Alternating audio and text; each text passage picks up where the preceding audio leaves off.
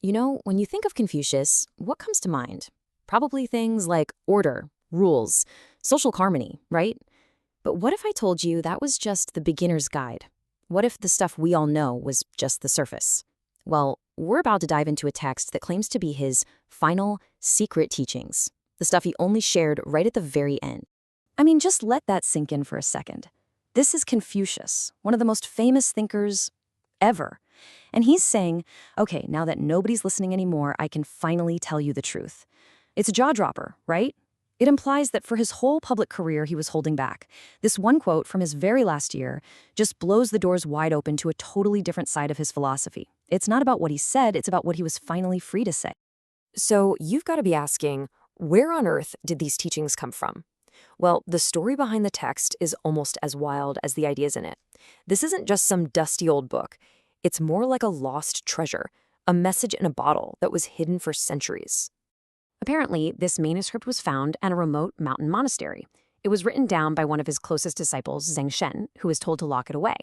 And get this, Zeng Shen said that the public teachings, the stuff everyone knows, that was just the bones.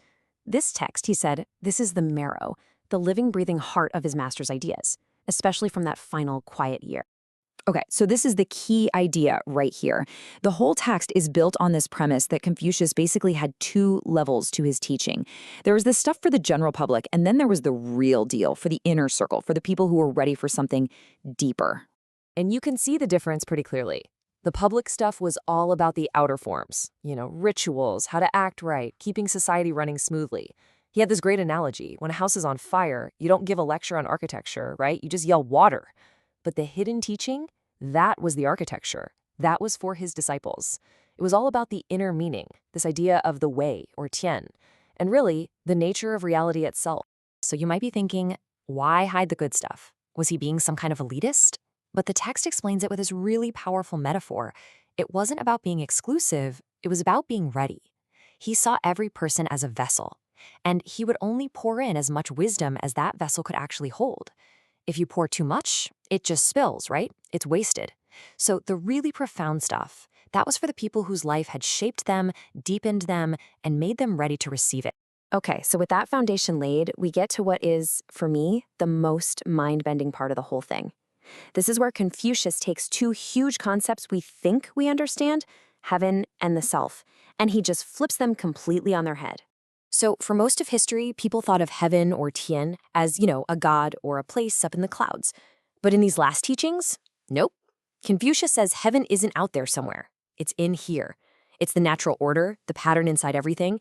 It's the underlying logic of what's happening as it's happening. Think of it less as a place and more as a process. It's not a noun, it's a verb. Okay, that's a bit abstract, I know. So where do you actually find this heaven? The text gives these amazing poetic examples. It's there when an archer's arrow just finds its target. It's in a mother instinctively reaching for her child, or a flute player who's totally lost in the music. Basically, heaven shows up in any moment where you disappear. When the self-consciousness is gone and you're just in the flow, that's when the way is moving through you. So, that leads to a really big question, doesn't it? If the whole point is to forget the self, to connect with heaven, then what is this self that we're supposed to be getting rid of? And the answer he gives is maybe the most radical idea in the whole text.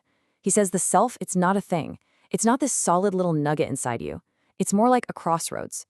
Imagine you're not a rock in a river, but a whirlpool. You're a temporary spot where all these different streams, your family, your culture, your memories, your experiences, all meet and swirl together for a little while into the shape of you, before flowing on. Okay, so if you're not a thing to be filled up with knowledge, but more of a pattern to be refined, how do you actually do that? This is where we shift from the big cosmic ideas to the practical stuff, and it all centers on a concept that sounds kind of weird at first, the power of emptiness. Most of the time we think about self-improvement as adding stuff to ourselves, right? Like, I need more discipline, more knowledge. But this text just flips that completely. It says a truly exemplary person, a junzi, doesn't try to become a warehouse full of virtues. Instead, they work on becoming an empty vessel, creating a space of clarity inside, so that virtue, which is just another word for the way, can flow through them without getting blocked. I love the analogy of a flute. It makes music not because of what it's filled with, but because of its perfect emptiness. And the text gives a pretty clear roadmap for how to do this. It's like a 3-stage journey. First, you're the student. You're doing the right thing, but it's a grind. You have to force yourself. Then you become the disciple. You're still doing the right thing, but not just through sheer willpower. Now you do it because you get it. You see the purpose. And the final stage, the Junzi. At this point, you do what's right simply because it's what you want to do. Your desires have totally aligned with the way. Doing good actually feels good. So what stops us from getting there? Well, the text points to 4 big roadblocks: pride, messed up desires, fear, and just plain confusion. And for each one, it gives you the tool to fix it. Got too much pride? Study. It'll show you just how much you don't know. Afraid of everything? Really think about and understand death. It takes away the ultimate fear of losing things. It's this super practical little toolkit for managing your own inner world. And all of this, it leads to the final exam, the ultimate test of the whole philosophy. I mean, it's all about letting go, releasing, and flowing with the way. But what happens when it's time for that final release? Let's see how these teachings say a sage should face death itself. I mean, this is the real question, isn't it? It's easy to talk about this stuff when you're healthy and life is good, but to actually live it when your own life is ending, that's something else entirely. So how did Confucius himself handle it? How did he apply his own lessons at the very end? And his answer? It's just breathtaking. He says death isn't something to be afraid of. It's just the natural end of a process. A river isn't scared to reach the ocean. A note in a song isn't scared to stop playing because that's what makes the song complete.